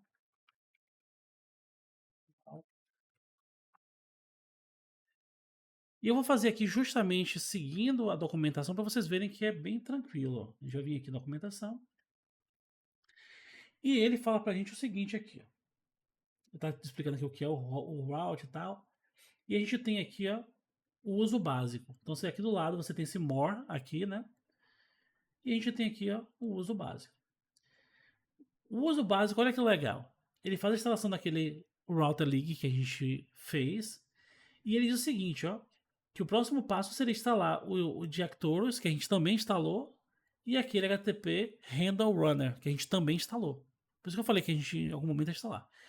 Um cara que é muito legal, mas a gente não vai utilizar nesse projeto devido à complexidade dele, é o container de injeção de dependência, na verdade. Não é inversão de controle, não, injeção de dependência.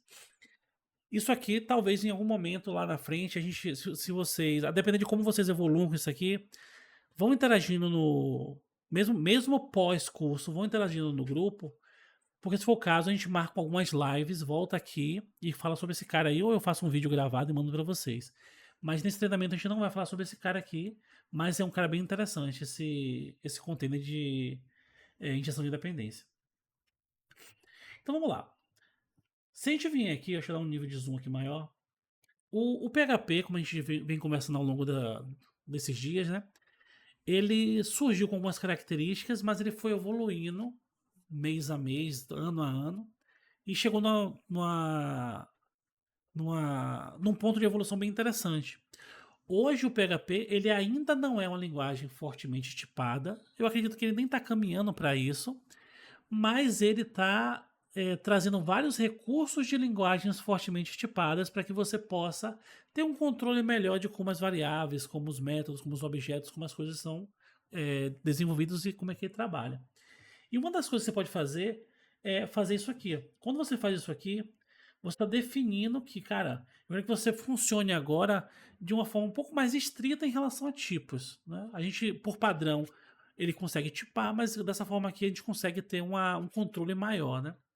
Então ele sugere isso aqui e ele diz isso aqui, ó, cara, a partir de agora, todas as variáveis super globais do PHP, de server, de get, de post, de cookies, de files, eu vou começar a gerenciar para você. Então vamos copiar isso aqui, ó, e vamos jogar lá na nossa aplicação. Vou vir aqui em cima. Esse Hello World foi só de teste, eu vou arrancar fora aqui e vou arrancar fora aqui também. E vou dizer o seguinte, ó, isso aqui vai ficar aqui pra gente. Só que perceba que ele já está aqui pegando desse namespace. E eu falei que eu não gosto muito desse padrão. Se a gente estivesse utilizando, por exemplo, o PHP Storm, eu poderia só clicar num botãozinho aqui e ele já mudava isso para mim lá em cima. Só que nesse caso aqui eu vou fazer o seguinte, eu vou apagar tudo isso aqui. Eu posso manualmente vir aqui e dizer, rapaz, usa isso aqui, né? E aqui embaixo eu vou simplesmente passar o nome da minha classe. Isso aqui também funciona, certo? Ou eu poderia fazer como eu fiz da última vez, né? Simplesmente apago uma letra, ele sugere ali, que seria mais ou menos isso aqui, ó. Apago isso aqui, venho aqui, dou aqui um Y e ele já sugere que pegue determinada coisa ali para mim, beleza? Então, a primeira coisa que a gente vai fazer. A segunda coisa é o seguinte, ó, vamos de fato agora criar o nosso roteador. Então, vou também vir aqui e dizer o seguinte, ó, tem uma variável router, e eu quero que esse cara seja uma nova instância de router. Então ele está pegando de lig, route, router, beleza? Que é o mesmo que está aqui, ó, lig, route, router. Lembrando que pode estar na mesma linha ou eu posso fazer a importação em cima e usar embaixo. Eu prefiro fazer essa importação em cima. Deixa o nosso código um pouquinho mais fácil de ler. Já aqui embaixo, aqui começa a brincadeira, porque ele começa a aparecer muito com o Express e começa a aparecer muito com o Laravel. E uma centena de outros frameworks, como Ruby on Rails, como o Adonis e tudo mais. Quem trabalha com, por exemplo, com Quarkus, com Spring Boot, vai sentir um pouquinho de diferença, porque lá a gente trabalha com annotation, mas aqui a gente tem um arquivo separado para rotas. Por enquanto, que é que eu uso básico, a gente está fazendo tudo no mesmo arquivo, está fazendo aqui no index. Mas depois a gente vai mover para um outro arquivo para ficar mais interessante para a gente. Então vou copiar isso aqui e vou jogar isso aqui embaixo. Então só para a gente poder analisar melhor, deixa eu dar um zoom aqui para a gente. O que ele está fazendo?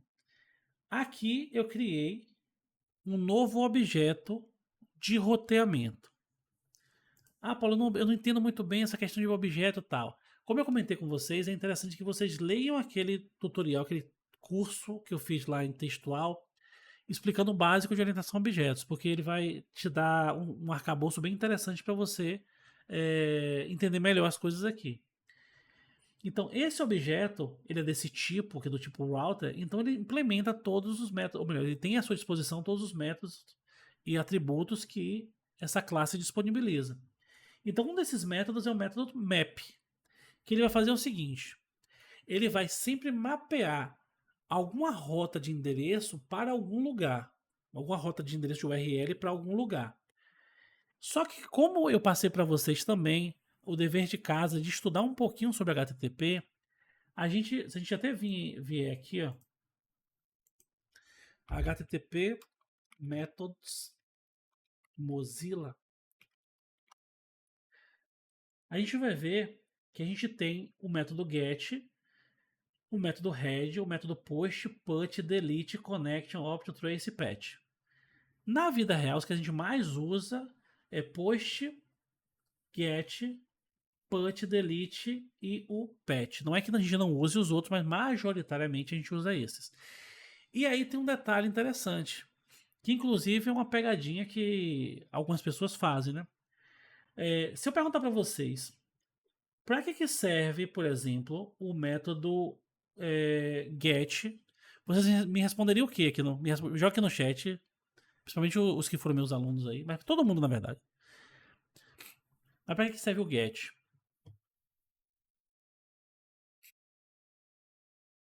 Obter algo, exatamente. E para que serve o post?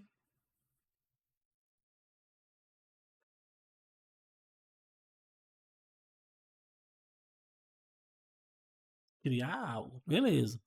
E para que serve o put?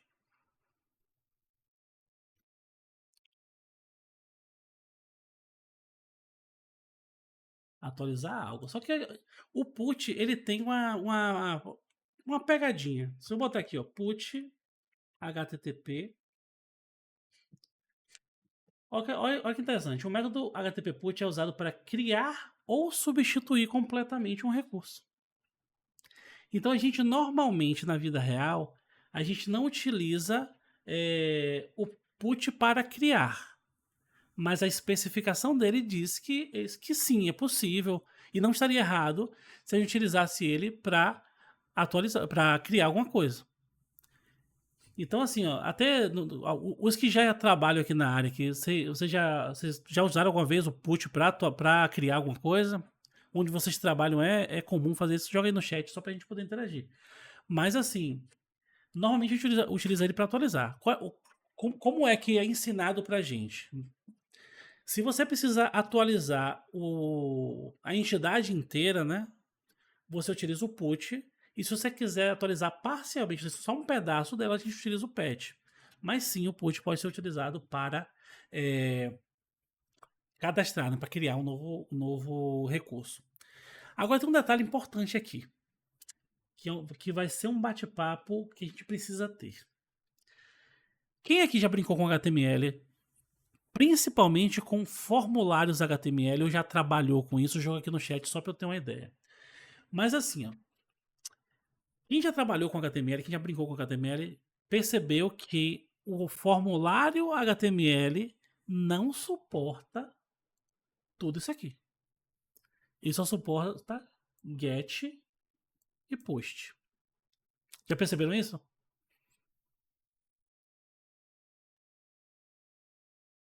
E aí vem a questão. Se o HTML, por padrão, não é uma limitação de PHP, a gente nem está falando de nada de back-end, eu estou falando de HTML. Se o HTML só suporta get e post, como é que eu resolvo isso aqui? Aí vamos para algumas discussões mais antigas, né? No passado, a gente tinha aplicações que só trabalhavam com get e post e estava tudo bem, né?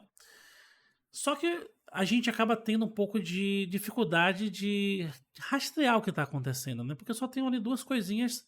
Basicamente, se eu quero obter alguma coisa é get e qualquer outra coisa é post. Se eu quiser deletar é post, se eu quiser atualizar é post, se eu quiser cadastrar outra coisa é post. Então isso acaba tendo algumas limitações. Quando a gente começar a mexer com o formulário, eu vou explicar para vocês como contornar isso de maneira oficial. A maneira, inclusive, que todas as empresas grandes utilizam e todos os frameworks utilizam por debaixo dos panos. Que a gente consegue, de fato, trabalhar com esses caras aí. Mas, por padrão, tenham em mente, isso pode ser, inclusive, até uma pegadinha numa prova de faculdade, numa prova de concurso, ou até mesmo um entrevistador. O entrevistador que faz pegadinha, eu acho que é uma bestalhada, mas às vezes faz, né? Então pode estar jogando a caça de banana pra ver se você sabe mesmo. Mas se ele fizer isso só com o intuito de ver se você realmente sabe do que está falando é uma coisa, mas se for proposital só pra. Que infelizmente acontece, né? Tem algumas pessoas que nem deveriam participar de entrevistas técnicas, mas às vezes participam. Pode estar querendo fazer justamente só pra te jogar pra baixo mesmo. Mas fiquem tranquilos que isso é raro de acontecer. Acontece, mas felizmente é raro. Então, assim, por padrão é só get e push. Então, tenham isso em mente quando a gente for trabalhar. Mas note que aqui, ó, no próprio. Cadê aqui? No próprio carinha aqui, ele já espera que você informe qual é o método que a gente vai utilizar. Nesse caso aqui vai ser get.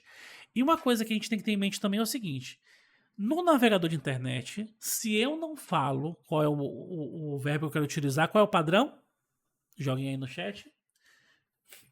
Mas, fazendo spoiler aqui novamente, tudo que a gente não especifica no navegador, ele vai considerar como sendo get, beleza? Então vamos lá.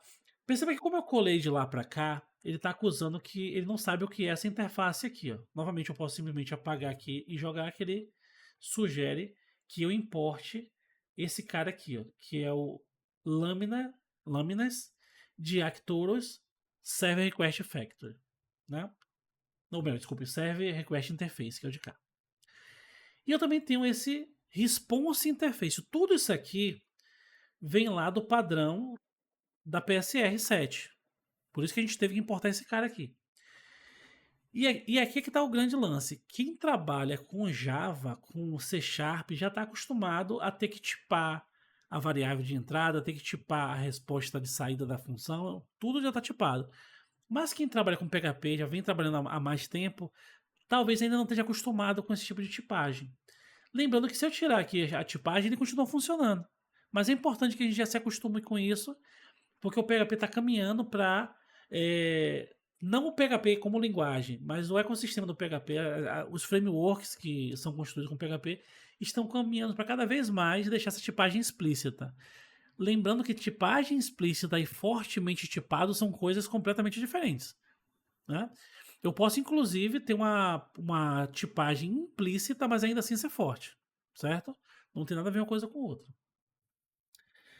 Então, vamos lá. Venho aqui. Eu também tenho que criar um objeto de resposta para poder dar uma saída na tela. Então, ele também está aqui e eu posso simplificar isso também jogando lá para cima. Lembrando que nesses aspectos aqui o PHP Store me ajuda muito, né? Beleza? Aqui tem um detalhe também interessante, ó.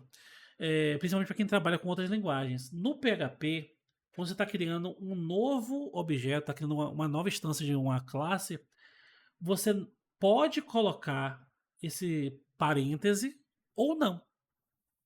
Se o construtor for vazio, você não precisa colocar. E aí ele já vai criar o objeto dessa forma aqui. Mas se o construtor tiver parâmetros ali, aí você precisa colocar. Beleza? E eu digo o seguinte agora, cara. A especificação do PSR7 diz que esse objeto de resposta ele tem o método getBody e baseado nisso eu posso mandar um write para poder imprimir alguma coisa na tela. Então nesse caso aqui o getBody obtém para a memória do computador e o write tira da memória e joga na resposta que vai ser enviada via HTTP para a pessoa. E no final eu simplesmente dou uma resposta com esse write aqui. Então vamos ver se isso aqui vai funcionar.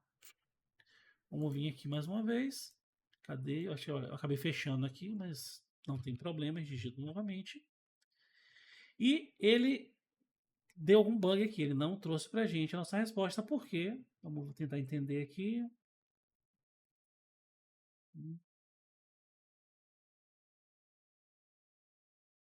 Certo, aqui o método está certinho com barra, ele é do tipo get.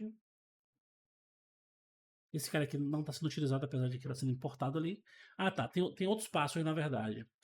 A gente vai voltar aqui na documentação e a gente tem que fazer o dispatch que a gente não fez, né? Então vou pegar esse cara aqui, jogar um pouquinho mais para baixo aqui.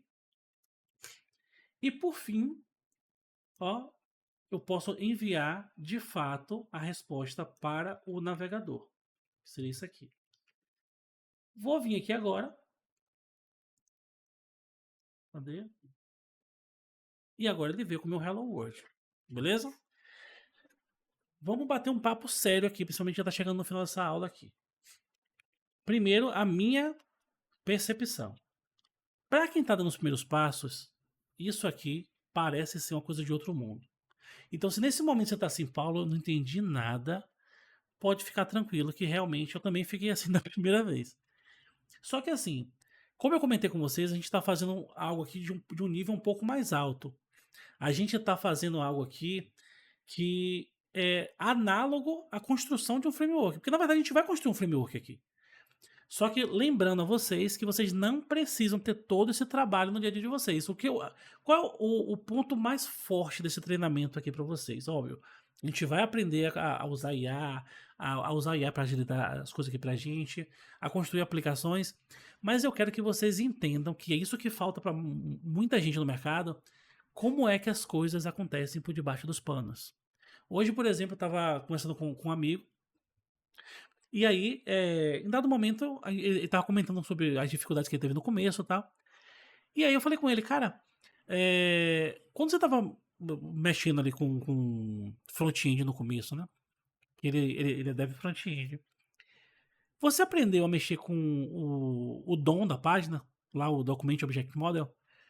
Aí ele, não, já comecei com um framework específico. Aí eu falei assim, você sabe criar, por exemplo, um documento usando lá o document create element, append child e tal. Ele, pô, não. Aí eu falei, pô, beleza, hoje em dia realmente não precisa fazer isso. Porque o Vue faz isso por debaixo dos panos, o Angular faz isso por debaixo dos panos, o React faz isso por debaixo dos panos. Só que saber como essas coisas funcionam às vezes auxilia a gente a escolher se eu vou usar o método A ou o método B. Porque em algumas situações o método A pode ser mais performático, o método B pode ser mais performático. A mesma coisa é aqui. Entender como as coisas acontecem por debaixo dos panos pode facilitar muito para a gente aqui.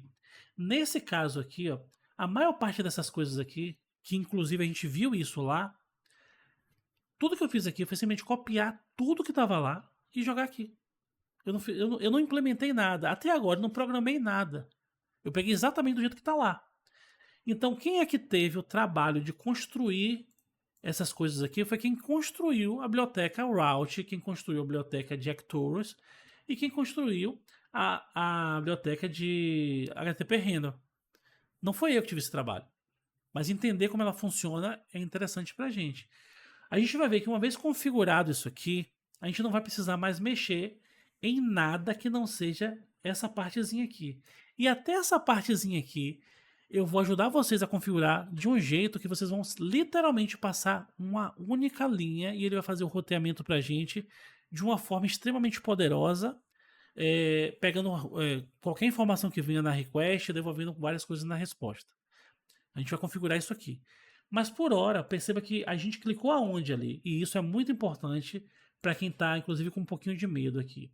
A gente veio aqui em More e clicou o quê? Uso básico. Ou seja, o mínimo que você precisa fazer para funcionar é copiar isso aqui e colar lá. A única coisa que eu não levei aqui foi esse cara aqui, porque o endereço, inclusive, está diferente. Né? Aqui está Path to Vendor, no nosso caso é simplesmente Vendor. E não levei esse strict types que eu poderia também levar, mas para a gente não agregaria em nada aqui nesse exemplo. Poderíamos jogar aqui, tirar esse espaço aqui. Se eu vier aqui, ele continua funcionando. Mas se vocês olharem bem, tudo que está nesse arquivo aqui está exatamente igual ao que está aqui. Então a gente vai aprender a configurar isso, mas entenda que por mais que pareça difícil, bota na sua cabeça o seguinte: até agora eu programei o quê? A gente não programou nada. A gente somente copiou e colou um arquivo. Então esse arquivo é complicado? Para um iniciante ele mas a gente não vai precisar mexer nele, porque é um arquivo que já veio pronto para a gente. Quando vocês forem trabalhar com outras tecnologias, por exemplo, como o Spring, por exemplo, o Spring Boot do Java, o Quarkus também, vocês vão ver que lá tem muita coisa dessa forma. Para você fazer uma configuração de uma autenticação, muitas vezes, para você estender uma annotation, as coisas são bem complicadas, são arquivos gigantescos, mesmo de configuração e tal, mas no final das contas, a própria documentação já mostra para você o template básico e você vai precisar alterar uma coisa ou outra.